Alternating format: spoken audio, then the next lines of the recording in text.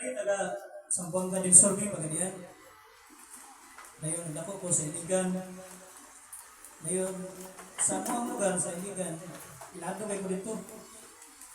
Ano sa mga bata, kailan po dili, ilado nga mayong tao. Ilado nga buang ba? Sa bahis, sa bisyo na kanang siguro kuan ito mga kanang mga sa katinimban, ang kana ko na ay broken family mo ko. Bata pa may bulan ng mga papa dayon nakasulay ko Batanggali ng siguro edad na ko mga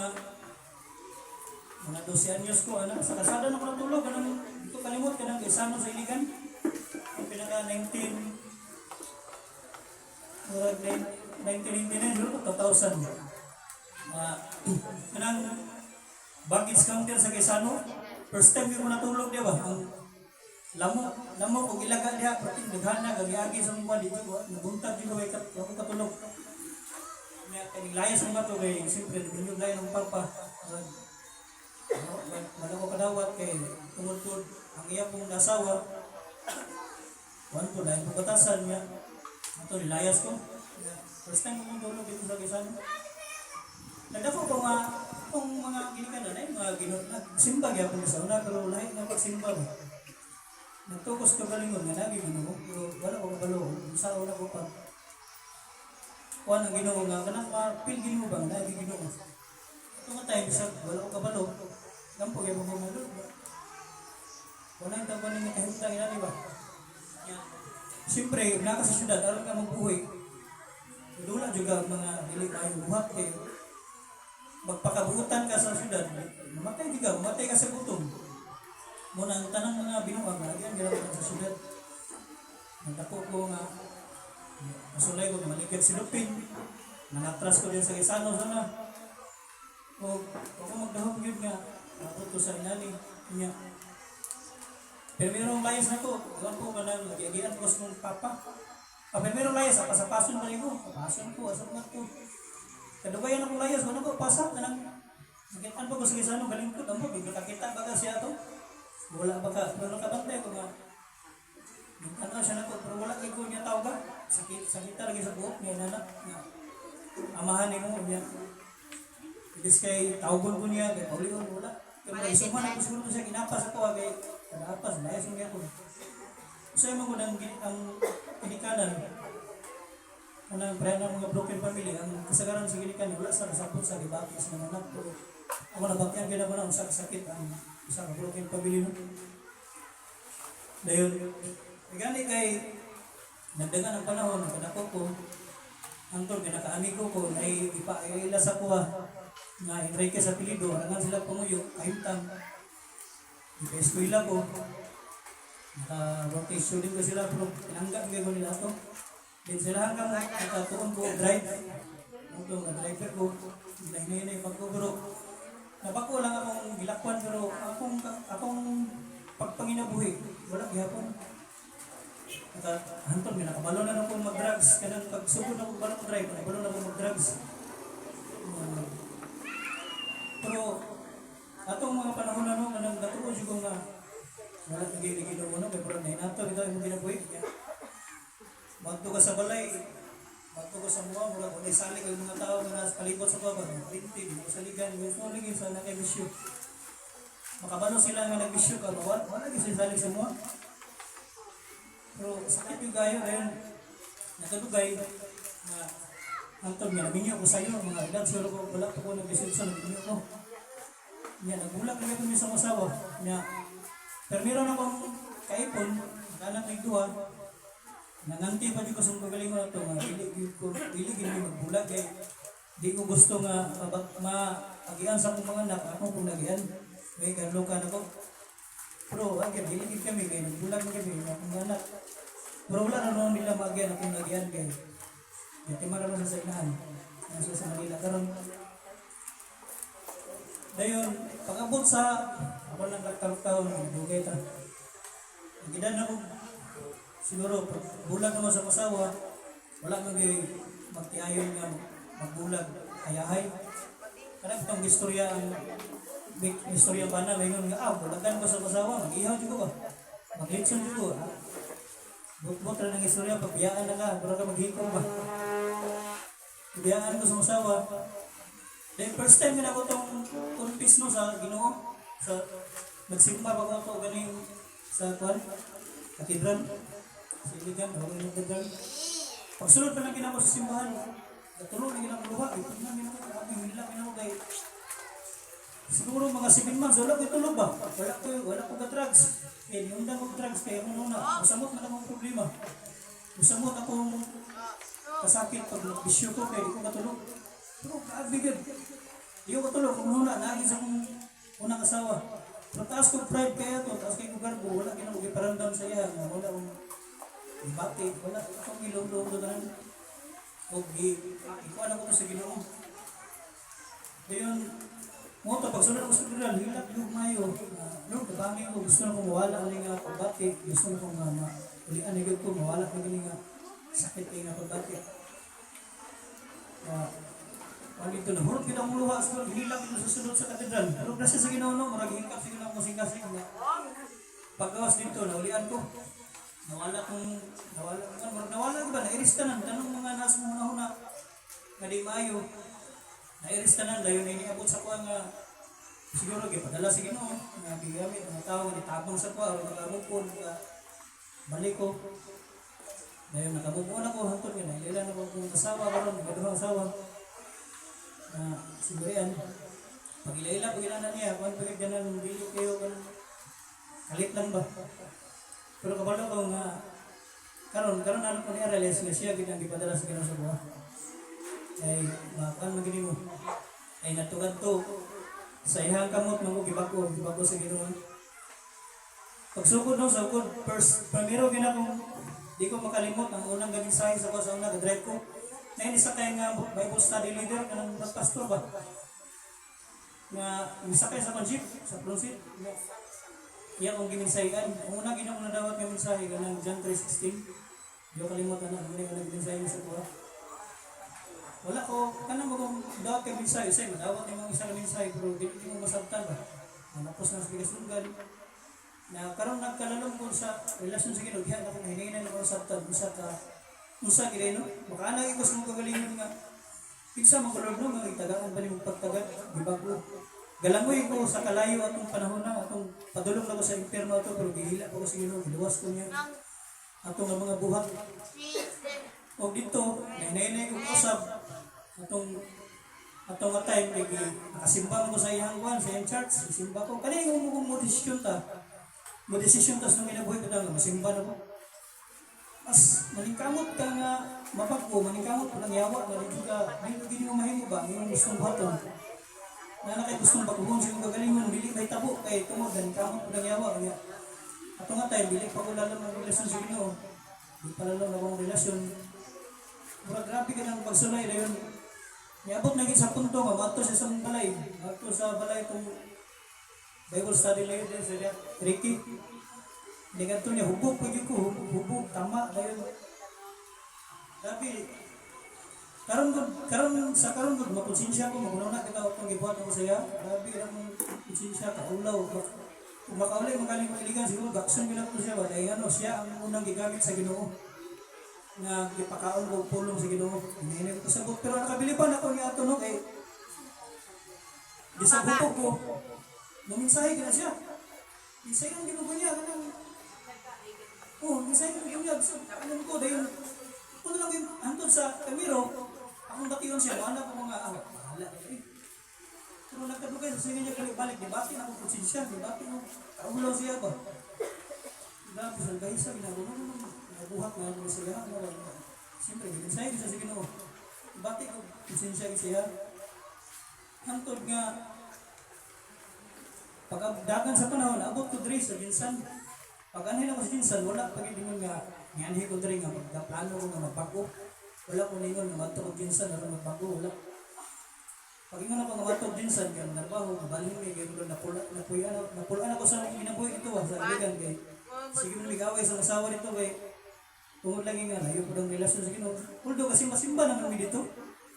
Pero kanila laging, ano ba ito mo, desisyon na kasi magagaling, magbuhat na ka-desisyon ba nga? Magbago na ka? Ang yawa, maningkamot gina, nga di mo mahimugit. Lagi siya gamiton, labi na ka ng di pala pa kay basa-basa Bible. Dili man gud kay murag kumbaga ang pulong gid sa Ginoo murag mo sa siya, murag ka kami ba nato. Sa sige na to basa pulong sa Ginoo, ang intasyon di nakadulot. Ito mo nabasa na mga sa pulong sa Ginoo. Dayon pag-abot nako diri, ang kuya na ko sa pupong kay talaga ng papa. Nyabi kanang digit wala kay kapakuhan kay pag-abot nako diha sus.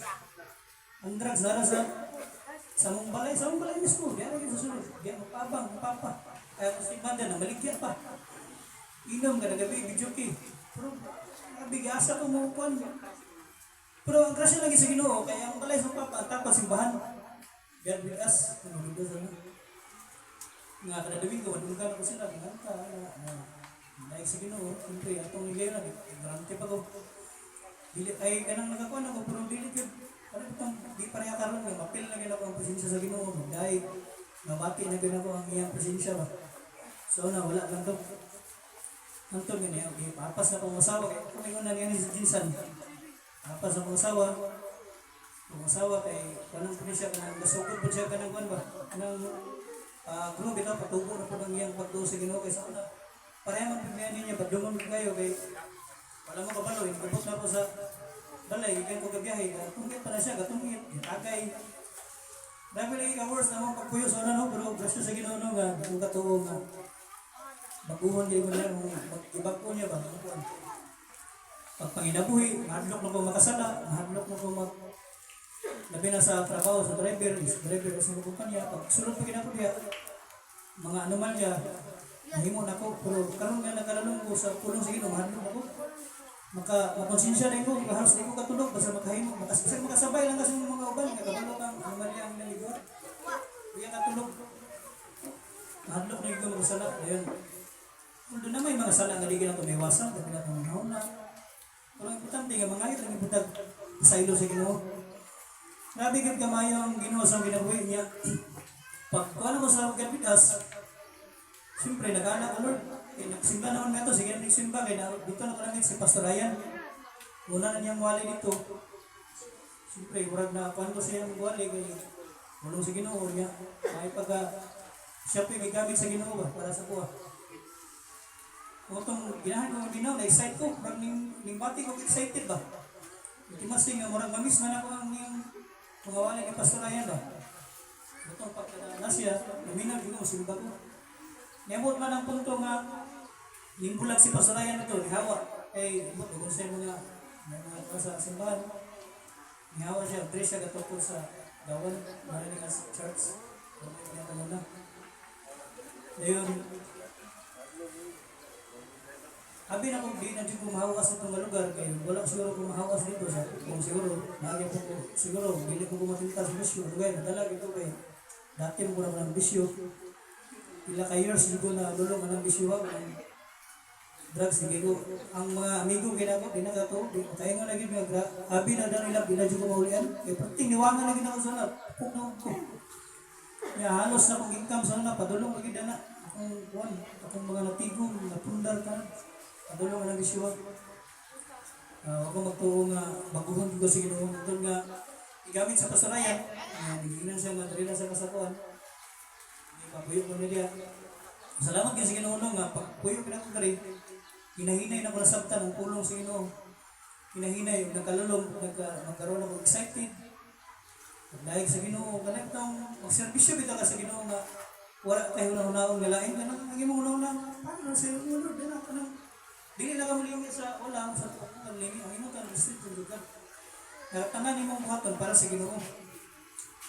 O tinuod gid mga iso no parang siguro paano yung try na surayan ginako ang gahom sa Ginoo ipabati kaya ang iyang gahom sa tuwa sa tigong ng pamilya o sa mga asawa labi na karon sa Ginoo ang asawa sa pila mo ka years dire pila ka years pa din wala gid mingon nga nag-away kanang away lang ko sa iligan sa una kabalo mo kanang grabe ni nag-away sa una kay maglupag gid ang pato dayon.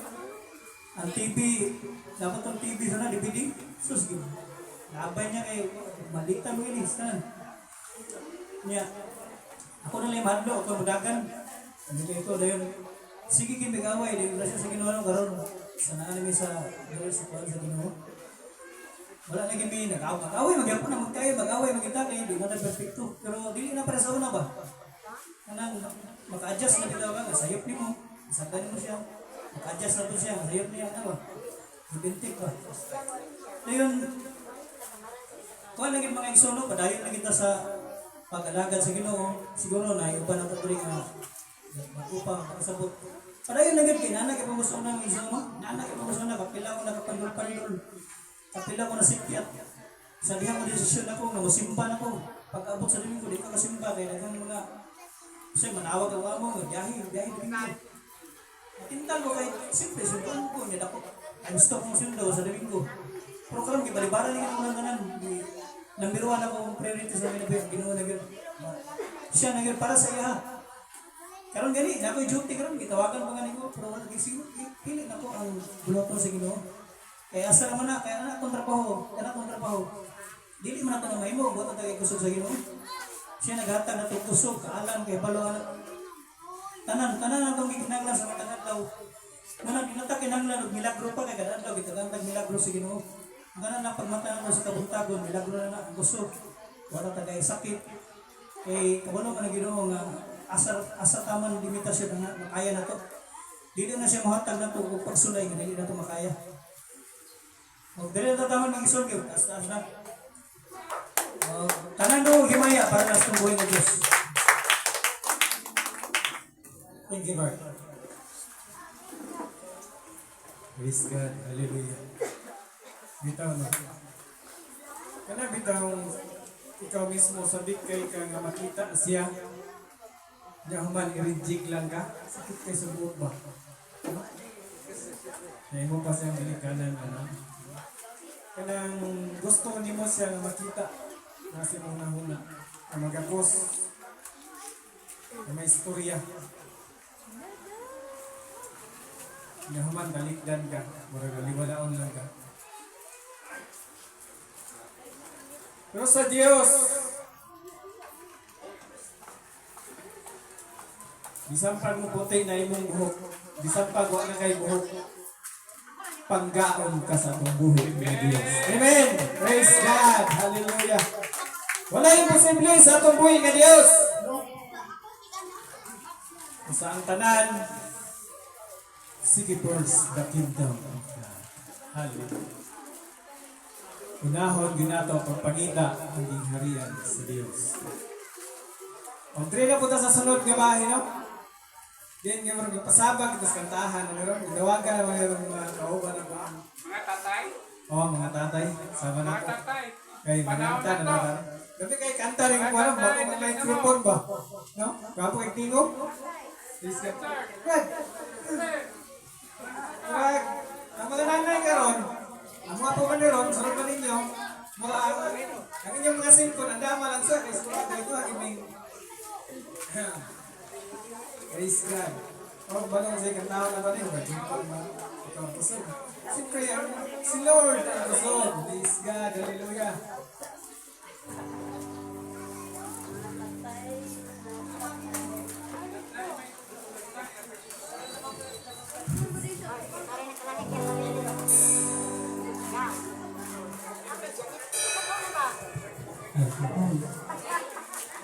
Mike.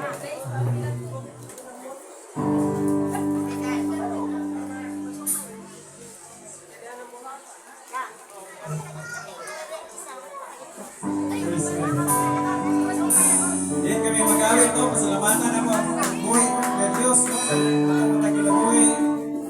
Ganun.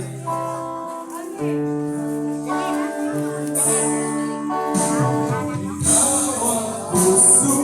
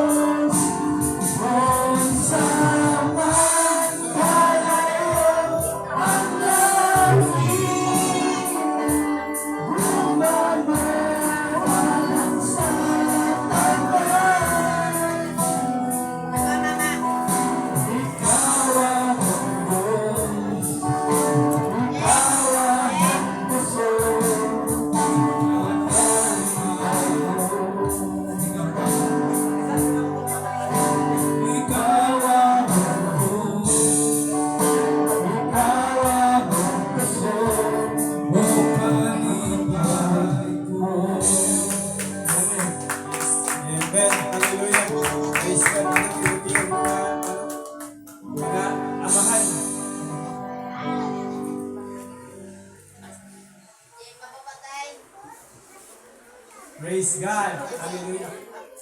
Dalay ko yung ang Diyos na tumatag ginabuhi. Din, nindot kita mga busis pa. Nindot kay